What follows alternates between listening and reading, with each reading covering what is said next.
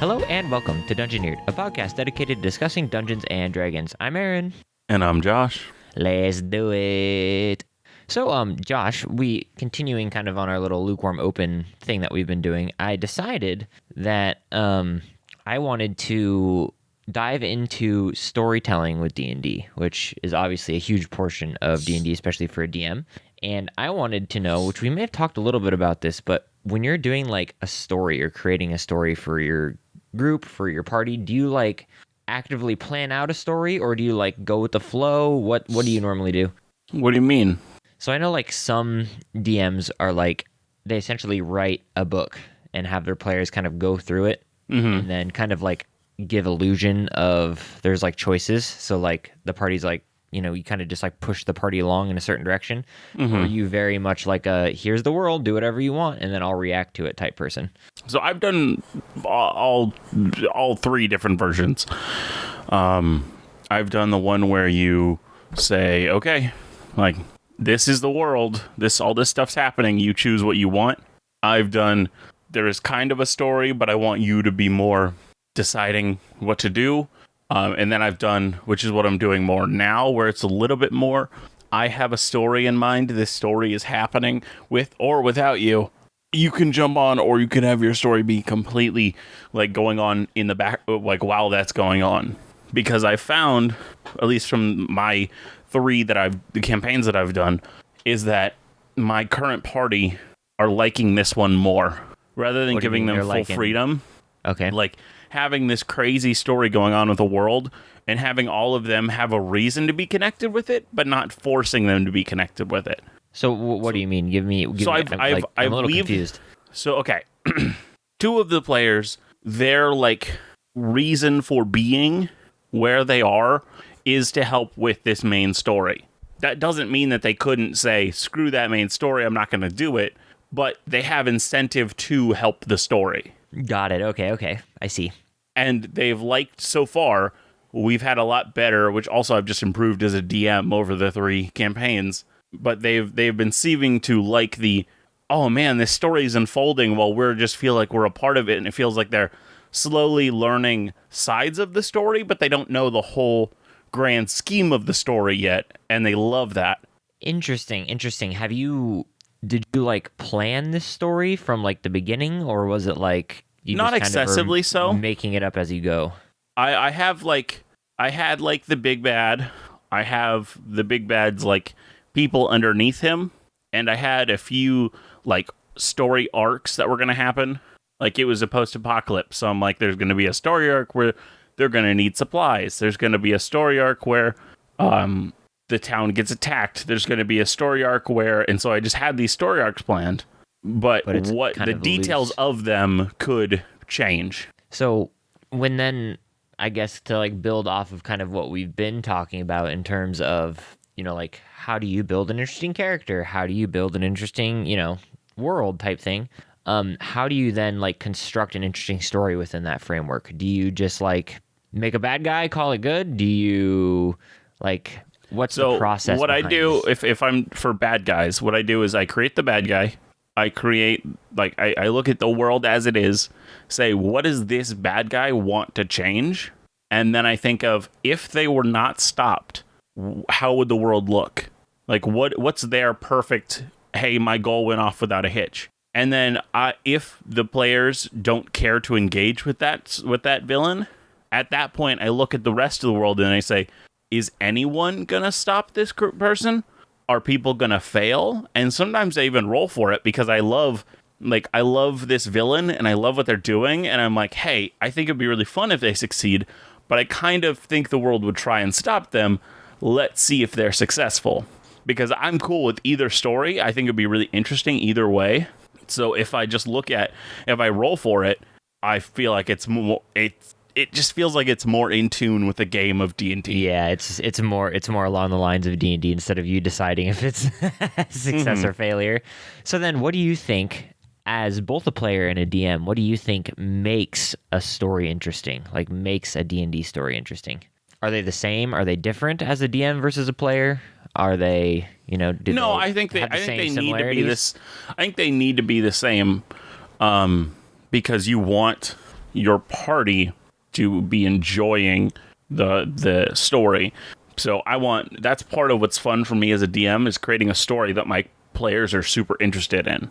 Absolutely. Yeah, totally. No, for sure. You want to see everybody enjoying the story at the table.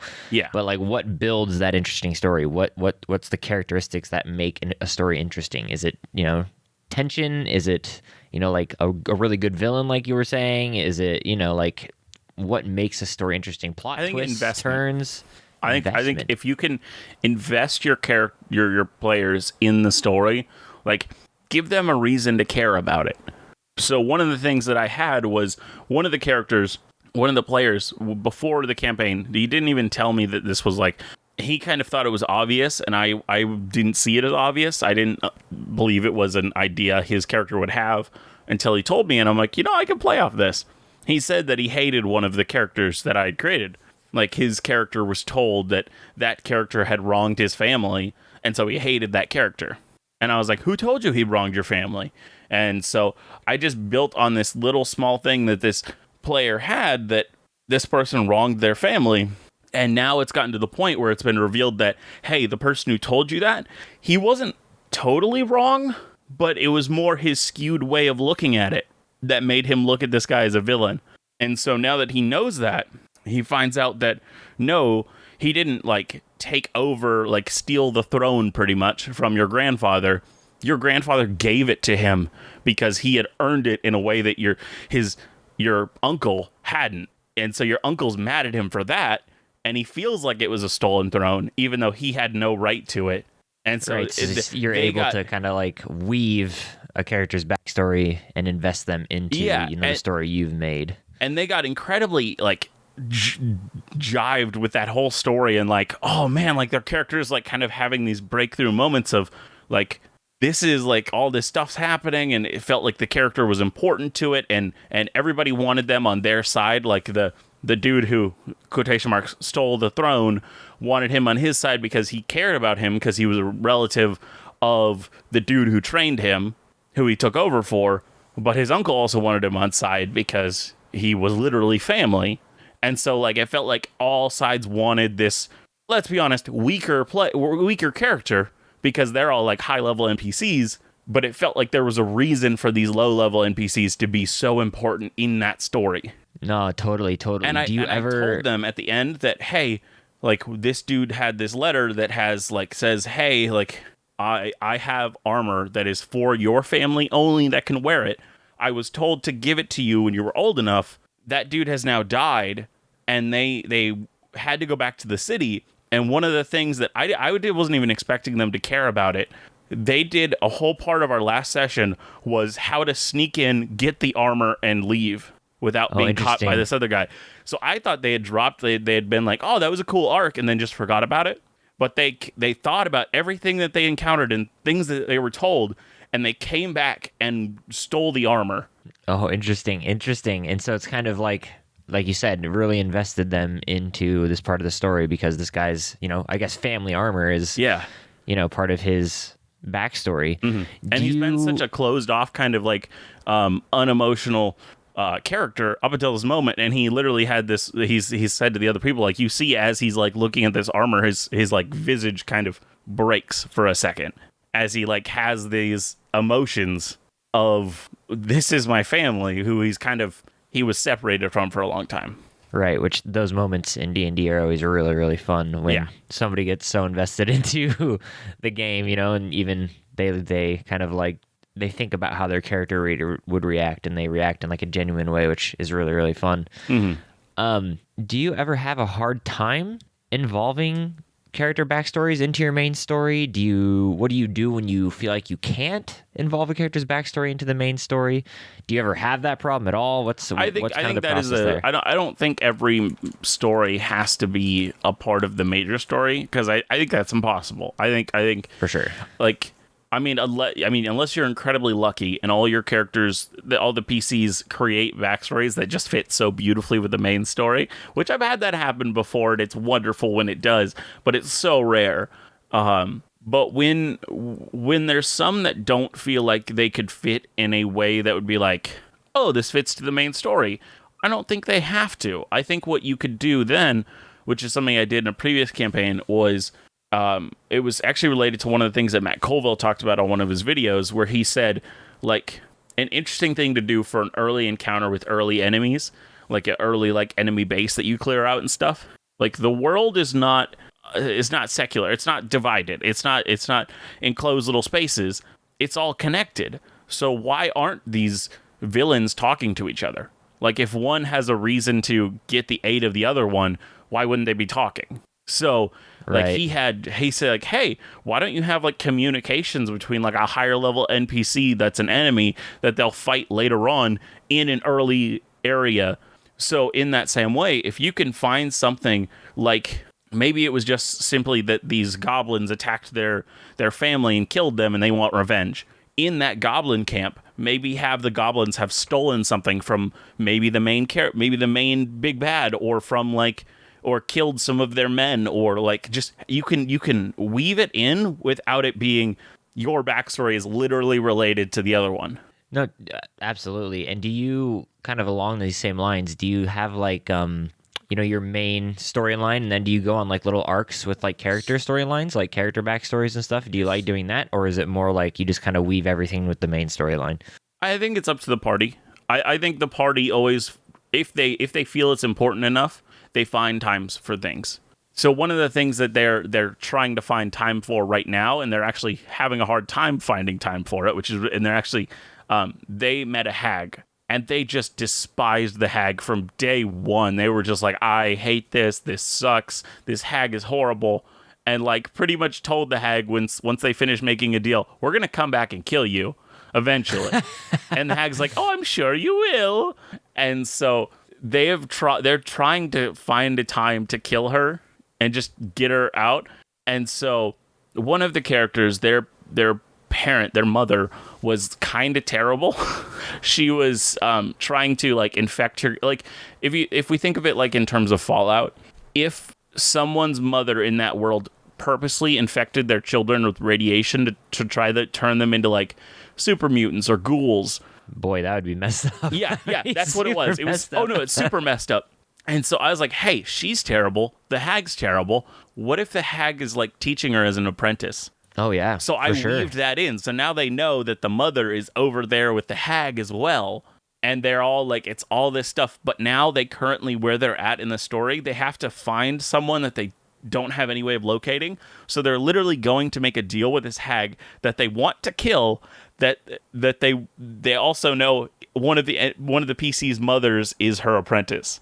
Which is super awkward. And is in that deal, is the hag gonna like have like a thing where it's like you can't like kill me type deal? Like, how is that gonna work? I mean, we'll see. If the hag knows, I mean, the hag also thinks that they're really weak characters. She doesn't see them as enemies, as potential threats as of right now. Whether so she might just being make a deal that's lucrative to her and to both sides, but not really cover up all the loose ends. Mm-hmm. And honestly, she kind of likes the idea of being able to kill these adventurers and turn them into pets, which would be horrifying. Well, that's how our mind works. And so it just kind of worked out that these parts of the world, I don't need to create time for them, because if the party thinks they're important enough, they'll find the time. Yeah, I guess I mean, thinking on like my campaigns, I do, I guess, a very similar thing where it's kind of like, I have a few bad guys here and there that are roaming around doing whatever they're doing. Mm-hmm. But then it's kind of like, whatever the party kind of wants to do within that realm. I always like liken it to a backyard with a fence. Like, I have a fence of like the overarching rules of the world and what's going on in the world, but the players can kind of like do whatever they want within that world. But the storyline is still happening in the background, whether they're doing anything to it or not. And eventually, if doesn't get stopped, then they're gonna have to deal with it one way or the other. And so, like, I guess I do something very similar where again, I have these villains and like different plots and things that are happening, and then even important people that aren't villains that are doing stuff that are involved in wars or involved in guilds and things like that are just kind of happening and taking place, and it's up to the players whether they want to interact with it or do whatever. Yeah, like, I don't even think the big bad evil guy needs to be introduced till like way later. Like, it doesn't have to be from day one they know who the big bad is. I mean, those are for always sure. interesting. Like we're level 6 in your campaign. I have no idea what the big bad even's gonna sort of be. Yeah. It could be us for all we know. Oh, it's true. It's true. It's true. It's true. No, I mean, there is a big bad evil guy in my campaign for sure, but has he been introduced or met?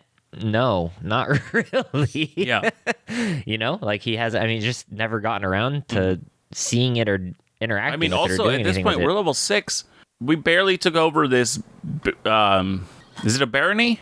It's not a barony. Duchy? It's not a duchy. No. So duchy's the really big. Duchy's like Duchy's second the big one. biggest Sorry. Yep. barony, Sorry. and then it's a fief. Oh, it's fief. Okay, so we barely took over this fief. We're nobodies to whoever this big bad evil guy is. There's no for reason sure. why they would need to reveal themselves to us. Well, and then you guys are, like you get a ton of money, and then you just instantly spend it all and lose it all. And, Hey. We grow our community. It's That's true. what matters. We And- are literally strengthening our fiefdom. But we've gone on for way too long. I gotta end it here. Oh yeah, true. We're 20 minutes. Oh shoot, I didn't even see I it. gotta end it here. Oh, shoot. It was a good talk for sure, but I gotta end it here. All right. What's the real topic then for today? So I've finally been getting into The Witcher 3. I love that game When so I was much. a kid, I accidentally soft locked myself in a situation that I couldn't get past. I'd like saved with like so little health with enemies like right next to me. And they're like already attacking, so like Yeah. every time you load, you just die. Yeah, pretty much. So I couldn't, I literally, it was like, I'm not going to play the whole beginning of this game just to get back here. I don't care anymore. I'm done. And since I've started playing it again, it's a pretty good RPG. It's pretty good. It's really, really good. I actually started playing Skyrim again recently. a 'cause pretty bad I've gotten- RPG. Yeah, it's not, comparatively, it's not great. Yeah. Comparatively, it's not great, but I've added like a ton of million mods. That's the one thing that I love about Skyrim is just Yeah. like the insane amount of mods, and so it's been really fun just to like go back. But I remember times as a kid when I first would play Skyrim, or even Oblivion, which was the first Elder Scrolls game that I played. I mean, I don't really count Morrowind because I was too young to really know what I was doing in Morrowind. But where you would like load into an area and you'd be fighting a really difficult person, you're like quick saving a bunch, and you quick save into a spot where you're like you have no chance of surviving, and you just die over and over and over again. You just hope every time you reload there's some sort of luck that will prevent you from dying. Maybe if I dodge this way. Nope, didn't work. Maybe if I dodge the other way. Yeah, Nope. maybe he'll miss. Like But so as I've been playing this Witcher 3, I've been learning a lot of interesting lore of their world. And one thing really, really stuck out to me. So I'm going to talk about it here. Now, we're going to focus on the elves of the world, but we're going to talk about every race a bit as well. So when I say we're going to talk about every race, I mean they all have a weird sort of connection to their world that it feels really unique to the Witcher's world. Historically, the story of the races, nearly all of them come from another world. yeah, I don't know much about Witcher lore. So none of do- the races, like nearly none of the races that are on the world, originally existed there. They literally came, like the interesting. elves literally came on what's said to be a white ship and sailed Weird. here. They are So- literally aliens. Little is known of these other worlds, but let me reiterate that nearly every race came from a different world than this one. Do we? It's been so long since I even did anything with The Witcher. Do we know like what race was like native to this world? I think it's like it's some of like the smaller ones, the ones that are the races that are not talked about anymore. Okay. And I really just said nearly all because I'm covering my butt, just in case there is one that is. From all the ones I read, it was like, no, they're not native. No, they're not native. No, they're not native. No, they're not native. And I'm like, I'm sure there's one. And There's if I gotta don't say be. it- But also there were elves that literally left that world. So they were native and they left. Yeah. So yeah, they're not yeah. on here anymore. Those are completely different elves. We're not talking about those elves. But in the history of the world, I believe the humans came here only 1,500 years ago from like the time of The Witcher 3. But the elves came 2,000 years before. Ooh. But they weren't even the first to arrive. That would be the gnomes. The gnomes were the first, and they were followed by the dwarves who came in 3,000 to 4,000 years before. Which is interesting humans. because when you think about it, I mean, again, I don't know much about the Witcher lore, but like 2,000 and 3,000 years isn't like that long when you're talking about like a like a world history or world lore. Also, from what it sounds like, the societies were partially already developed, so they already had technologies and things. They weren't starting from base one. Right? They just stumbled upon the world somehow. Yeah. Now, these dwarves, as I said, came 3,000 to 4,000 years before the humans. When the dwarves arrived and eventually met the gnomes, they were amicable, as they were not expansionistic and were happy to live together with the gnomes. Now, these two cultures have heavily influenced each other because of this. Now, dwarves and gnomes have very similar cultures in this world. They're not exactly the same. There's difference and less. They both have like a very common like caste structure, but the gnomes is a lot looser, and there's differences. It wasn't until 1,000 to 2,000 years later that the elves came onto the scene. These became known as the Elder Races. Now, I love that name, the Elder Races. Yeah. Have you watched the Witcher series? I've watched the first season, and I'm wanting to watch the second one, but I have to go back and watch the first one because I don't remember everything that happens. But one of the characters has elder blood, and that's kind of an important part. Yes. Now, elves in The Witcher are very similar to classic elves, being more slender and attractive than humans, appearing graceful and lithe. The ways that they differ are interesting, though, such as, despite living a long time, like classic elves, these elves are infertile pretty quick in the grand scheme of how long they live. This makes their population grow at a surprisingly slow rate. Interesting. Yeah. So if you look at like the grand scale of how long they live, it's not that long that they're actually able to bear children. Now, as is a classic in medieval fantasy, humans in the Witcher series, they see themselves as better than any non-human race. The classic human trope, baby. I wonder why that would be. Have humans done anything to make them that be like, that's just what we associate with humans? I don't know. Yeah, I don't know. That's weird. No idea. So they came in thousands of years after the rest of the races, but quickly spread like the plague. Currently, they are the majority of people in the world and control much of its lands. This was partially because the elves, which at the time had spread across the world, mistook humans and their intentions, and even underestimated the threat that they posed. When the humans began attacking the elves, they didn't want war, because they could tell that there would be thousands and thousands of casualties if the humans and the elves went to war. So they just kind of kept retreating and hoping that the humans would stop. Humans didn't stop. And even after signing a peace treaty, it only lasted a few years before they broke it and continued pushing them back. I love it. Humans didn't stop. It's just classic humans. The break started a war called the Elven-Human War. But the elves were quickly defeated in this war, and to this day still haven't fully recovered. Despite this dominance, the elves see humans as inferior, almost like animals. For the elves believe they were created, and the humans believe they are evolved. This makes the elves see them as little more than hairless apes. Now, with the dissemination and integration, such as half-elves and the like, this is not a belief that is believed by all, but enough full elves believe it that it has become a stereotype that they believe this. Now, elven culture plays on the tropes of naturalism and being one with the forest and the land. Urban elves traditionally still respect these beliefs but tend to be scholars and artists, while elves that don't live in the city tend to lead simpler lifestyles where they focus on hunting, gathering, and living off the land. They also tend to prefer more naturalist armors and weapons like bows, light armors like furs and hides. They were even said to be good fighters on horseback. Now, even the elves that don't live in the city, the rural elves, they didn't seem to farm. The ideas of agriculture, crop rotation, and all that kind of stuff just were foreign to them. That was just something they didn't engage with. Now, the elves, as I described earlier at one point, spread across the world, nearly the whole world, and during that time had built incredible stone cities. But most are destroyed now, or occupied by humans, or any of the incredibly numerous monsters in this world. So wait, if the elves didn't farm, how did they did they just hunt and gather? Is that kind of what they did? Yeah, that's what it says they do, yeah. Huh, interesting. So even when they had huge nations and just huge dominance over the world, I mean, everybody was working together at that time.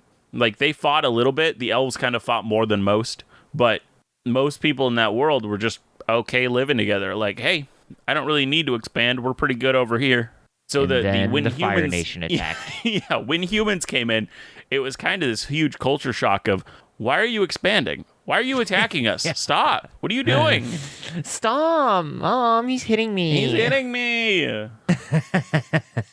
Now, this destruction of the incredible stone cities that the elves had was not always at the hands of others or time.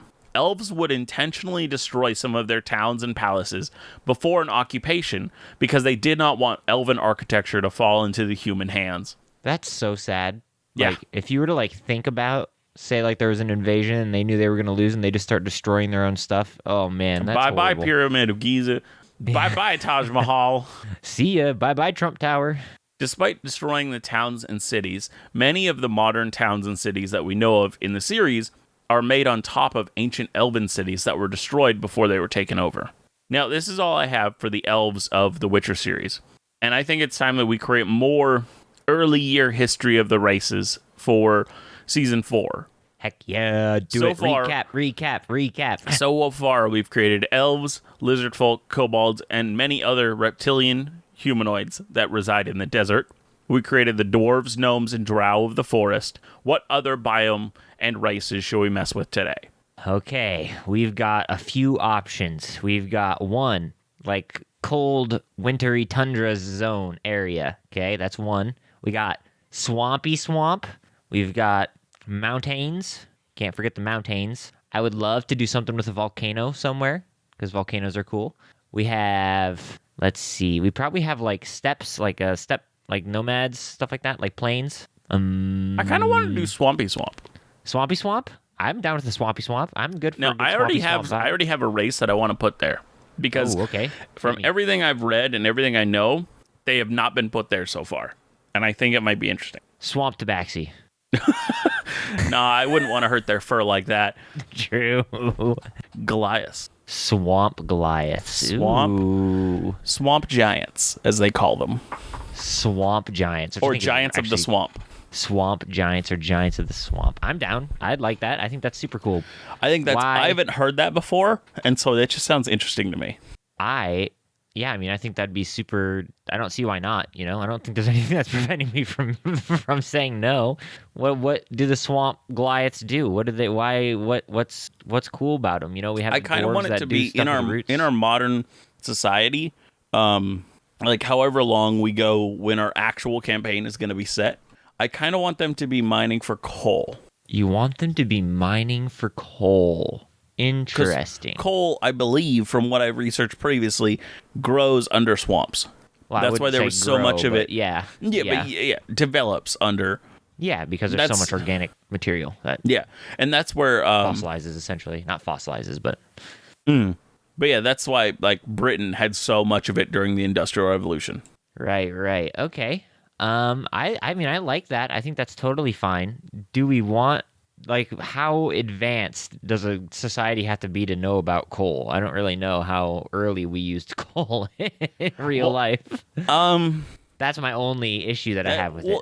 Yeah, I mean, it could be used for more tribal and more things like that before, because coal was used for other things.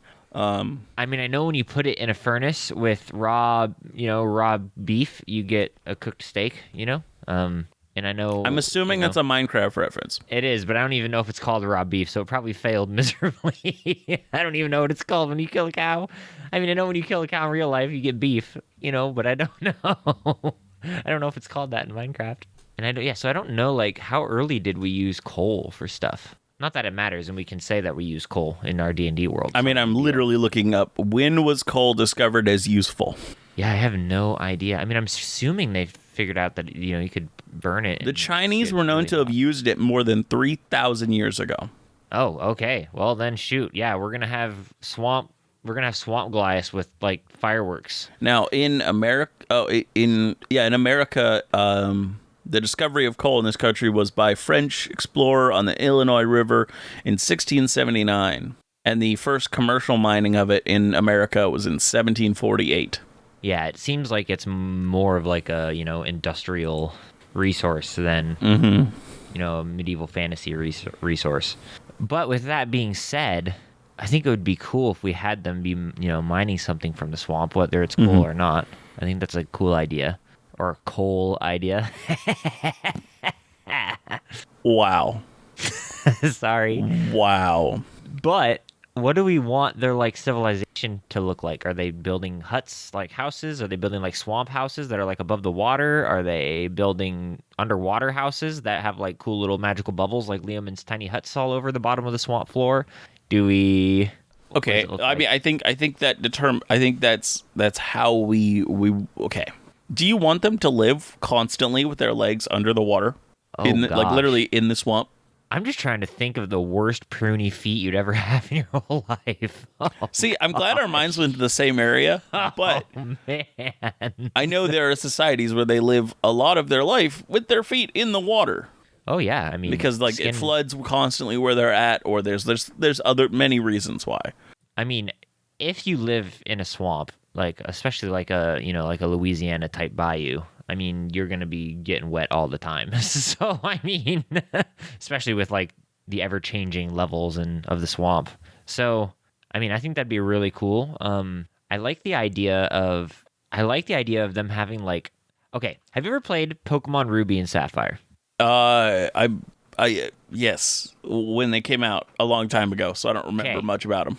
One of the last cities you end up going to in that game is called Pacific Lodge, and it's like a literal city that's like floating on the water with like logs and stuff, and it's super cool. I was thinking that our Goliath cities and structures would either be something like that like float, like they're made of like swamp logs and they float on the like giant wooden rafts or vegetation rafts and they float along through the swamp. Yeah. Or we would do like some sort of witch hut where they're like, logs that stick out of the water and they build little like, huts all over. I like the idea of floating.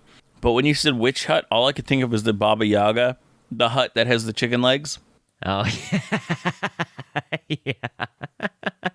No, I was thinking more along the lines of, I'm trying to think of a popular and common swamp hut that people would think of. Maybe something like Pirates of the Caribbean, who what's her name? She lives in one. Oh, she's the person who Davy Jones loves. Oh, what's her name?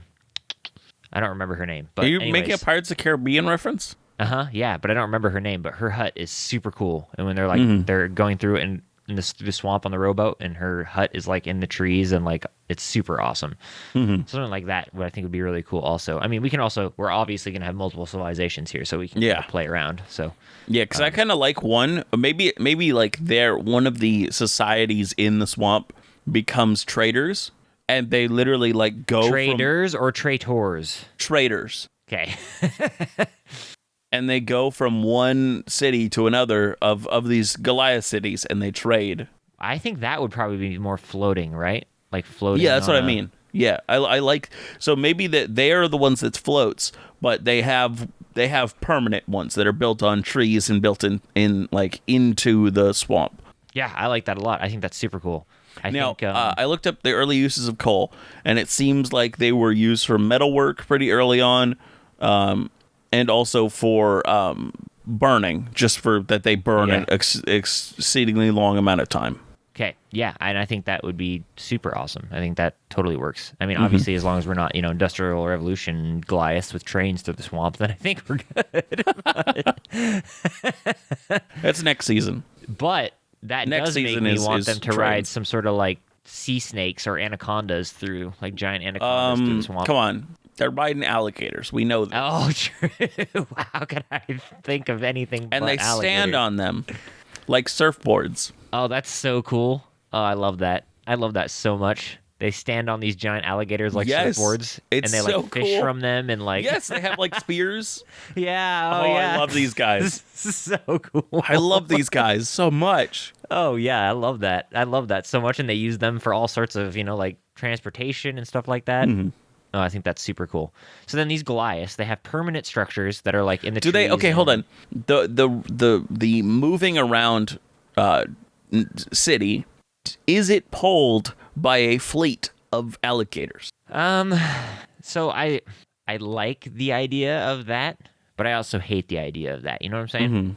Because like it's cool, but I also love the idea of like a literal like vegetation barge that they push around with like like giant like swamp poles. You know, and they, like, Oh put 'em on yeah, the I ground and like they that push better. 'em. I like that better. I like that better. Yeah. So Maybe I they think have them help occasionally, but the yeah, majority probably is pushing around like that. yeah, that's kind of what I was thinking. My other idea for it was that because this giant swamp vegetation is just like this floating raft of, weeds and sticks and logs, that like it was home to so many different like fish, and they would like throw buckets of like rotting fish and stuff out front, and the fish would move to go and get the food, and it slowly pushes the raft with it. But I like the poles, I think, better. I like the idea of like they're literally using these poles to like push the raft along, this like vegetation raft. Yeah. And what I was thinking along the lines of like fish and stuff, because of its vegetation raft, like all these fish follow it, and so they literally have like a fresh source of food and fish everywhere they go, and they can just fish off the side of it and catch fish and stuff like that. Yeah, I love this. Now, what So, other races reside in this swamp with them? well, before we do that, I'm thinking the Goliaths, like you were saying earlier, they have like permanent structures of like huts and stuff, right? Like up in trees and on Yeah. the ground and stuff like that. And then they have this one floating raft that trades with all of them pretty much, and like kind of distributes Yes. and trades goods all around. Okay, I like that a lot. I think that's super cool. As for things that are in the swamp with them, I mean, I don't know. What are you thinking? Turtles. I'm thinking. I think turtles are pretty rare, but yes, I think there are some, and I think they Turtles take the places of old swamp witches, that hermits that live by themselves. do you really want them to be like witches? No, I don't know. I don't even know if I want turtles in the swamp. I'm just going. Well, no, through I races just in my head. like that there are a few of them that reside there. Like I like that I like the idea of these rafts are just moving along. They hit into something. They think it's a rock, and then they go to examine it, and it's just a turtle that's just sleeping there. Just chilling. Now, And okay, they're like, hear me out. Hey. Hear me out. I was thinking a swamp, like a Leonin. Is that what they're called? Like a tribal group of lion folk. Leonin. Leonin. It's Leonin, I believe. Yeah, it is. Yeah, I'm pretty sure that's how it's spelled. But I think that would be really cool. And they have like cool tribal tattoos and cool designs with their manes. And, they run around with like tribal spears, and they fight alligators. And They got leather jackets and bikes.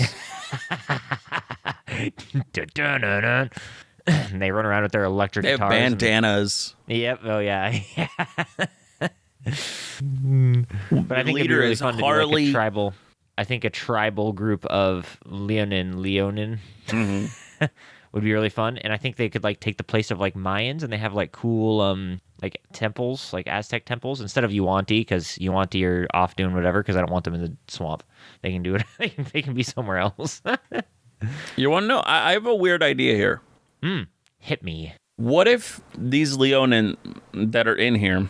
What if they're like a branch off from another group of Leonin? So this isn't where the Leonin started, and so like there's a group of them that's in some other biome, but they're also here. This is how the Panther Leonin came to be, I don't hate that. and now they're like panthers. I like them as more panthers. I like that. I think it's a really fun idea. And they left society because they they went to the swamps instead of the plains or whatever, or the mountains. A mountain kitty. I don't know. So as the ones that went to the swamp, they had a micro evolution, so just like really small scale evolution where it was, hey, the ones who had less fur were surviving better. Right. And so eventually they got that kind of small fur, and it turned a black color so they could hide better, and they became I was also thinking these tiger, panthers. like a tiger group too. Like a group that's a tiger would also work pretty well. In the Is there a tiger king though? No, well, see, no, I don't think so. But there's absolutely a Carol Baskin though. Have you seen the new season? I haven't watched any of it. You haven't watched any of it? None of it. Man, you're not missing a whole lot in my No, I personal didn't. opinion. I don't think so. It's just so outlandish and over the top that I have a hard time like really thinking that these people exist. Which they do probably, but it's just, I don't know, it's really just a drama show. Yeah, I don't got to worry about you, cool cats and cats Yeah. and kittens. It's true, you don't. It's true. But yeah, I could see like panthers or tigers like like, I mean, I like panthers better. I think that'd be really cool. I don't think there's even like a panther folk, like a panther group. No, that's why I like them being a form of Leonin. Yeah, I think that'd be really Question cool. for you, though. Yes. Are Tabaxi actually here, though? Well, I don't know, because I like Tabaxi in the swamp, too. Well, I mean, is it a multi-race group? So it's Leonin and Tabaxi. What if Maybe the Tabaxi Leonin were here originally, and the Leonin joined them. That's what I was thinking. Hear me out. Like, what happens if like the Panther folk, the group that's here now, are like a cross between Tabaxi and Leonin? Because Leonin came in, and That's Tabaxi it. were originally You got here, it. You got it in one. crossed. That's yes. And so the Panthers are now. They're called the ones who live Panthonin. here. The Panthonin, the Pantheons. But no, I think that's what I like. And there's no longer Tabaxi or Leonin like here, but those exist other places. But the Panthers have kind of like taken over the swamps in terms of kitty folk. I like that. Yeah, so I think that's super cool. It is. That is what happens when you breed a Leonin and a Tabaxi. They come out as Panther folk. Yeah, I think that's super cool. And that's how we got them. And maybe you could like mix some of the racial abilities together on D&D, on D&D Beyond or whatever. That would be cool. And you have a cool new race. That's really awesome. Now, we need another group. Is the swamp peaceful? Do we have the swamp peaceful? We have every other place kind of angry at each other. Are we having like a peaceful swamp? Huh. I mean, I don't see the Goliaths and the Leonin getting along together well. I don't either. That's my problem. I don't either. But I had one more suggestion to make too. What if like the Goliaths were literally like their like chief or whatever is like a giant? He's like a swamp giant. I think that'd be really cool. Mm-hmm. I like that. But my thing that I think I'm going to go with here for the condition of the swamp in general, I think they've been at war for a long time, but they're reaching the point of peace now. I think it started with the Goliaths accidentally not realizing that the Leonin are a race and thinking of them as they just started hunting them. Oh gosh.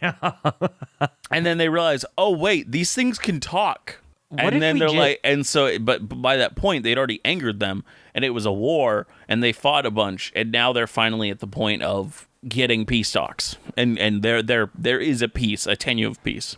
What if so instead of doing like an active war or an active peace, what if we just did like they're just two groups living in the swamps, and if their hunting parties come across each other, they fight, and that's about it. Like they hate each other, but like they're not actively invading or killing each other, but like hey, if we see a Goliath hunting party and we have 10 guys with spears, we're gonna go fight them and kill them. Like a very Does it need to? Is there a possibility that both of them run into each other and both don't want to fight each other? Oh, sure. Yeah, sure. I think it's just kind of like this tense, you're a different tribe type thing. Yeah. Like it's not really, like a war. It's not really a peace. Yeah, there's no peace. There's no war. There's just, hey, we both exist.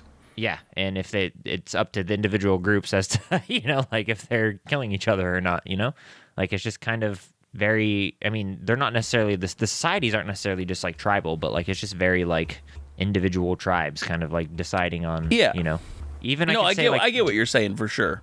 Yeah. So then I think it's, because I mean, we have quite a few wars going on. I mean, there's always wars going on though, but like, I like that idea of it's just kind of like even different tribes of Goliaths are fighting each other, like it's just kind of like there's some that are together, there's some that are not. There's, it's just kind of like a big swampy tribey swamp. Mm-hmm. Now, what is another race that resides in this swamp? I don't know. I'm really trying to think of another interesting race that we don't normally see in the swamp, but fits the swamp attitude. You know what I'm saying? Halflings. I love me a good halfling. I love halflings, and I know we have to have them in the world somewhere. Otherwise, I'm gonna riot. Okay, question. I'm just going to run these other things by you, and if you think halflings fit there better, we'll save it. Halflings in the snow. Halflings in the mountains. No, I don't see them in the mountains. Halflings as like some sort of transient, always traveling, nomadic. I like that. I also love the idea of cloud halflings. Little cupids. I can't take it seriously. I couldn't do that either. I couldn't do like sky castle halflings. I think nomadic is the one I'm liking the most. I like nomadic halflings the most also. And they have like little ponies and they or like mastiffs and stuff that pull their little sleds. Yeah, and I think that's kind of how they get their. I think while they're traveling, they kind of do like that sea shanty like thing, Heck where yeah. they're just singing and they're doing all this Yes. stuff, and so they get this reputation for being bardic, Yep, even if they're not all absolutely. bards. Shelve it. We are going to come back to that because I think that's a whole entire. Yeah, thing but of I its just own. wanted to get that locked in before we Yeah. get there. Yeah, I think I like that the best. I just don't see them as anywhere else, to be honest. You know. Mm-hmm. Which ones we haven't touched yet is the question. What, And what we haven't races? touched like Orcs. the Giff. We haven't touched the Giffs. We haven't touched the Orcs. We haven't touched the elephant people, whatever they're called. We haven't Loxodon? touched. Yeah, Luxodon. We haven't touched. I mean, Tieflings. We haven't touched. We've touched Dragon. I like touched Dragonborn. tieflings being who they are. Like just hell monsters. What about volcano tieflings? Wow! Did you just say? Did you just call them hell monsters? That's I don't terrible. know if they are in regular D&D. No, they're just people that they're in their lineage. They I have thought they were like demon blood. hell slaves. They have demon blood. I thought they were hell slaves, but maybe No, I'm they just completely have wrong. demon blood in their history. They're literally offspring of demons. I even put my first character. Well, my first like really really consistent character was a tiefling. Rip me, and I don't even know anything about him. Yeah, they were just people that have the blood of demons in their bloodline somewhere. It's the same as Azamar, just somewhere in their history they were some. That's why you can literally be like, I am a tiefling of Zariel. That means you literally have the archdemon Zariel in your bloodline somewhere. Okay, yeah. I mean, I don't know what we want to do with those. Just they're intermixed with a bunch of different races. Wherever a demon, that's where there's a tiefling. Yeah. Do you think the races now are like intermingled more? Like, do we? I see think big more than we cities have of- it, more than because this is prehistory that we're working on right now. Right. I think where we're at, yes, they are a lot more disseminated. But I think what we're going to do is we're going to literally show people going from this prehistory, how could how we things get change? to. Yep. Cool. Okay. Got it. Yeah, because I'm seeing a world with like a city of tons of different people, but it's just how it got there is what we need to explore. But we need another race for the swamp for sure. I want another group that kind of resides in the swamp. And I mean, we could do Tritons, and they live in underwater, cool like Star Wars bubbles. Like there are sections What of if the they're swamp that are partially? deeper. What if they're like their society is more of a mutual underwater, above water type society? So their do you cities are literally made as both. There's part I of it love that's that above idea. the water, parts with it below. But also, I kind of want them to be in a different area. And I kind of would you be willing to go with me for a mountainous cave Interesting. with I'm not large sure. underwater, access to a large underwater river? My thought, and hear me out, my thought was if we were doing any kind of mountainous terrain or jungle, like it would be like a mix between mountain and jungle. And those cool caves that are in like Brazil, that like in South America, that like are just giant holes in the ground that are filled with water and cool fish? Mm-hmm. That's what I was thinking. Yeah, and they're like super deep. And they're like big complicated cave complexes that are just full of really cool fish. That's what I was thinking. But yeah, I would like to keep the Triton out of the swamp for now. Okay, let's keep them out of the swamp. Okay. We should probably do some sort of water race, right? Like what are the fish people? What are those guys called? The ones that are just fun. Kuatoa. Kuatoa. Yeah. KUI Grung. dash We could do TOA. Grung. Grung are Jungle grung. Jungle swamp grung. We have swamp grung. That's interesting. I think the one that was hitting me the most for swamp was you said it previously and it's totally leaving my mind right now. We could also try just homebrew. Like a totally Crocodon. like crocodon. Which is ones I made, which are crocodiles.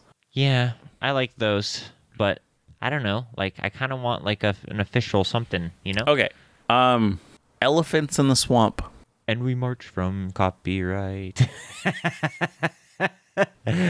Huh? The Jungle Book. You've never seen Disney's Jungle Book? I have, but I don't know what you're talking about with where the... I started with the song. I was singing the elephant song, and it was going to be copyrighted. So. And you're like, wait, nope, stop. Yep. No, I don't know. I don't see the Luxodon being swamp either, What about orcs?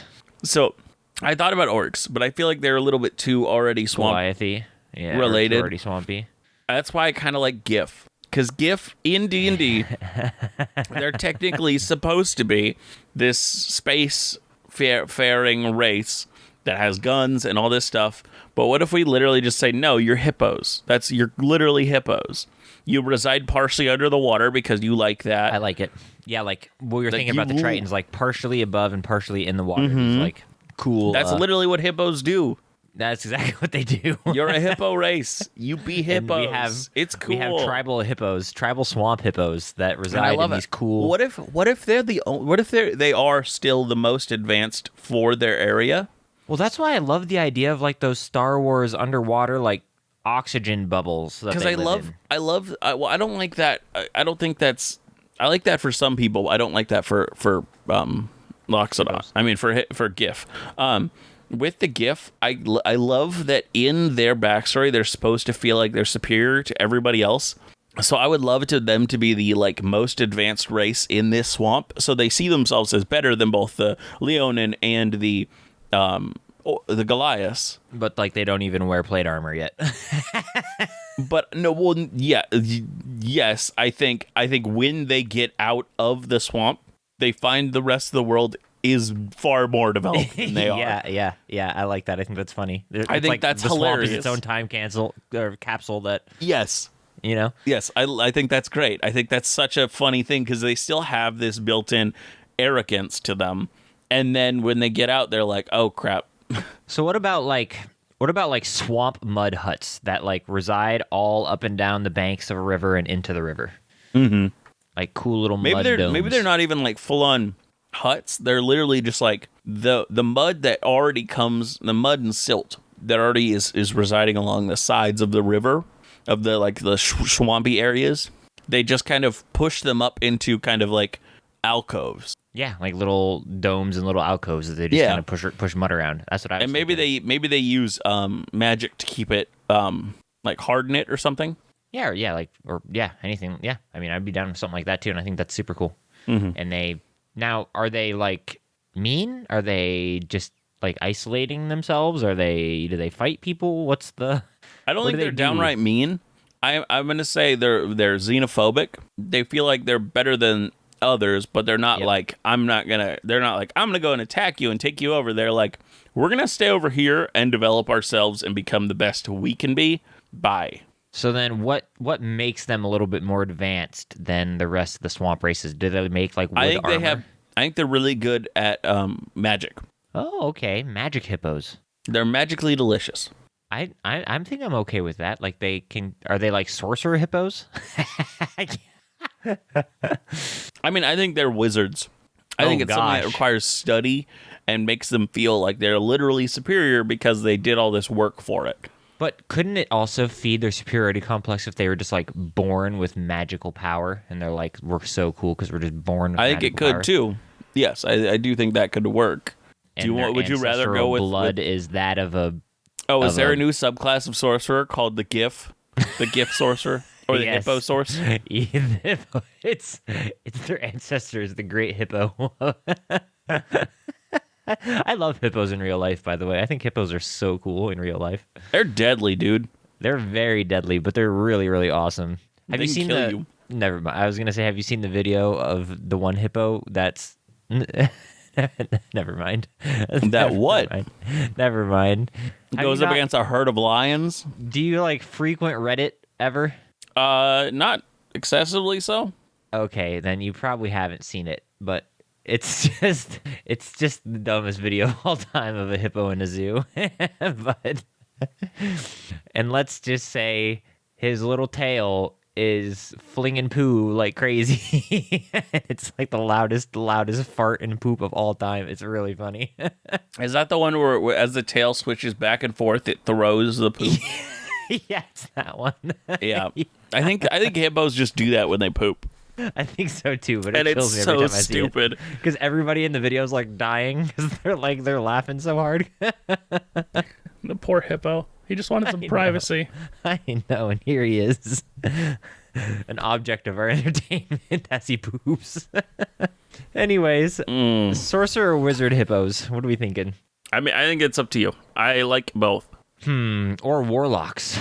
I thought warlocks, but I kind of want. Okay, I don't know what they would. is I there don't know what the society a patron would be. magocracy? I don't know. Like I picture. So I picture yes in a way. Like they're tribal chiefs are like sorcerers. Mm-hmm. And so like the ones that are magic in their society are their tribal chiefs. Yeah. And they sit around and like, hit drums, and it's super cool. And they have cool, like, awesome dress. I think it would be super cool. But Is so, being like, magical seen as better in their society? I would say, yeah. I think I like the idea of yes. I mean, it's not like if you're not magical, you're, a loser or anything, but like, like. I think it partially is. I think Yeah. we go with sorcerer. We say it's a bloodline thing, and different bloodlines within the hippos have more and more power or less power. Okay. And I think that one of the things that occurs when people are born and don't have it, they get offered a pact. A pact of the hippo. Well, of just whatever. Like, I think they find some sort of warlock patron. What would their patron be? I like this Could be idea. an Though. Like archfey. the top ones get like they become a 2-level warlock dip and become one of the most broken multi-classes in the game. Eldritch Blast, twin it, baby. Boom, boom, boom, boom, boom. Shoot 12 times. Yeah, I think all the high ones, the top ones, are definitely that. That would be cool. Yeah, I think I mean, it's like a super broken thing. In the But game. I think It's that really fun to the play. people who are born without magic, I think they can tell, and I think so that it's not ever a problem in their society. They literally offer that the parents, hey, we can have your child sign this pact. I thought for sure you just said that we offer the parents hay. Like they take their kid and they give No. them hay instead. No, they say, hey, you can sign this pact, like, and maybe it's like a town secret, so most of the people don't know about it. Only the higher ups that are like close to getting it or have been given it, that are about to take the last 2 levels of warlock, and the people who were born without magic are given the chance to do this. So it's like Okay. a secret I ritual. like that. I also like the idea of if the baby is born without magic, they literally give it to like the Goliaths or something. Like they don't even believe it's a proper gift. And so Goliaths also have a few hippo gifts in their society from just being given to them as babies. Do they train them and give them back, or No, I think they literally adopt them and they live in society with them. okay? I don't think the gifts give them to them. I think the gifts. Well, Like okay. exile them, like just So I think throw we have them 2 out options here. One, either it's just straight up exile. 2, the parents. It started as the parents trying to save their child would drop them off with the gift. I mean, with the Goliaths, and say, "Please take care of this." And it happened so much that the society just said, "Fine, when we have a child, we'll just give it to the Goliaths. And he doesn't have magic, we'll give it to the Goliaths." I think I like the second one where it's like It just they- became a Yeah, this it is just what it became- used to be. We just abandoned them. Now we give them to the Goliaths. Yeah. I think I like that a lot. And so And maybe when- what do they gain from the Goliaths for doing this? there's a part of me that they just think they gain a purer race, like they just gain a more magically gifted race. Because the Goliaths have to feed them, and they don't really gain. They gain some more manpower, I guess, after a while. But maybe the Goliaths have agreed to not use magic in the swamp, or I mean, that's a little bit. Is it a super little bit rare harsh. in Goliath society for them to even have magic? I kind of like that idea, I do too, yeah. and so it's that's kind why of they like- don't. Maybe that's why they don't see them as a threat. So Well, and I they're think- like, we're just going to give you our children, our Right. children that do not have magical ability.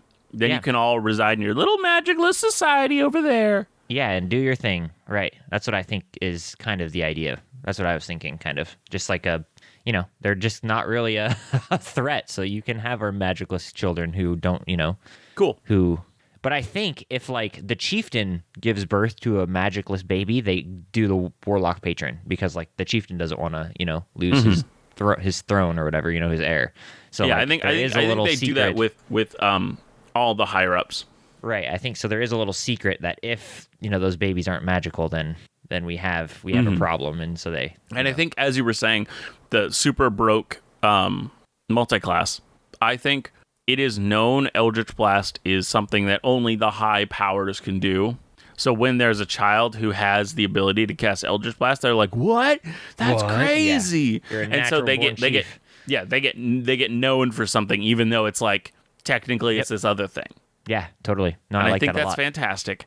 I think we're good with the swamp, and I love this. I think, yeah, me too. And it's going a little long. No, I think this is actually a pretty good Oh, yeah, it's recording only- length. It's only an hour and 10.